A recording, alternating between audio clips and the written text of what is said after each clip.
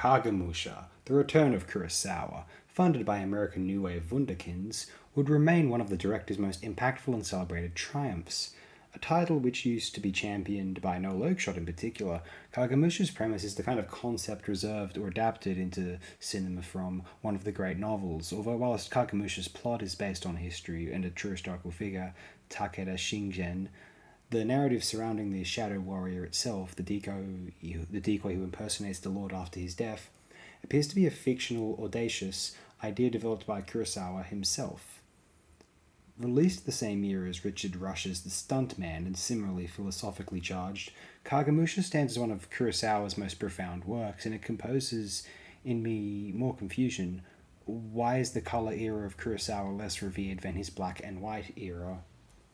All of the individual titles of Kurosawa's colour epoch are rather acclaimed films, certainly now, and yet there is almost an assumption that Kurosawa could never top his iconic black and white late 40s to mid 60s works.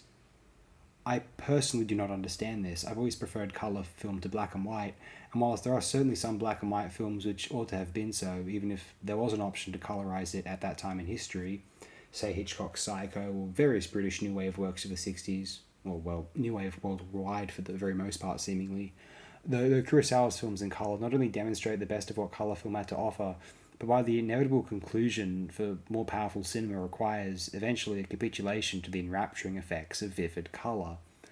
I appreciate the democratizing, flatlining effect black and white photography can have upon an image and its placement within our intuitive data-building, conclusion-drawing brains. Although, does anyone seriously, sincerely think that Kurosawa's films during his colour era would have been better off shot in black and white?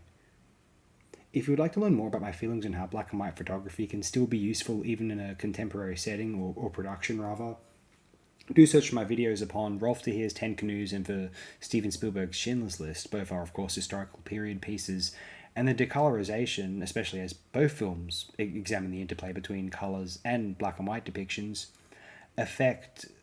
inspires new considerations as to how we perceive historical periods or differing cultural environments. We sooner notice the fundamental distinctions rather than the particulars of clothing texture, prospective luminosity or exotic quality to the surroundings, or a less technologically/infrastructurally developed edition of our own developed environments. Kurosawa's overall filmography helps to articulate the distinction also, championing the qualities of both formats at two different ends of his directorial life. Kurosawa in both eras celebrates the cross-cultural idealism which black and white photography enables. The texts stand on their own and not as glossy Orientalist fare for the West. Not that colour films from Japan were guilty of this, but the West could have certainly sooner marketed them this way.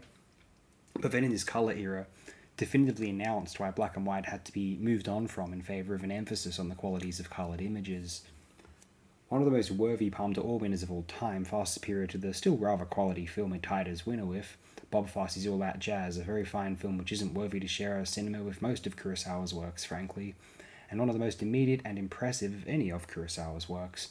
I'll always recommend being exposed to earlier black and white Kurosawa first, to understand how he secured his reputation initially, although the later eventual exploration of his black and white work his colour work is best understood, or at least I feel appreciated, as the culmination of a long-considered process wherein a stubborn black and white purist, perhaps not, but seemingly, realised that colour photography was the way forward, and oh how he justified this.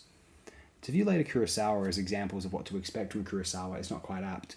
Of later Kurosawa, yes, but of his entire body of work it may be a touch misleading.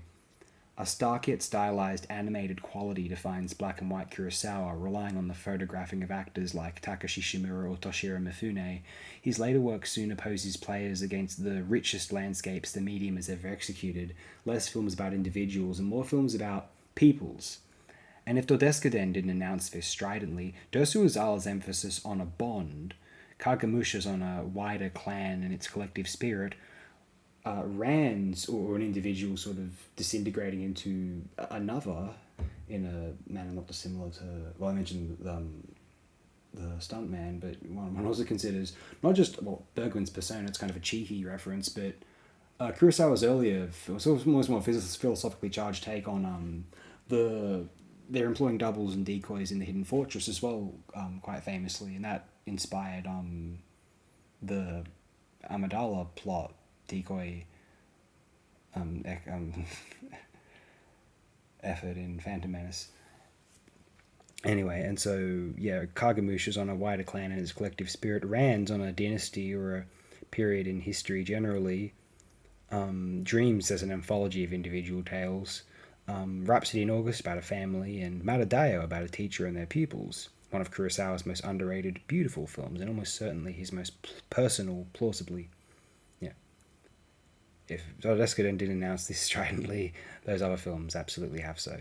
One of the most worthy films ever made, although this can be said of most of Kurosawa's films after the 40s, and certainly all of the films directed during the magnificent colour era. I am sure some might sardonically claim it to be the best film which George Lucas assisted upon in some capacity, directing or otherwise, though I'd still insist it competes, perhaps only, with Lucas's notable work, which was released that same year, 1980 AD. Next time, a film which I believe went even further with the aesthetic revelations of Kagemusha. I'm certain many can already tell which one that might be, definitely.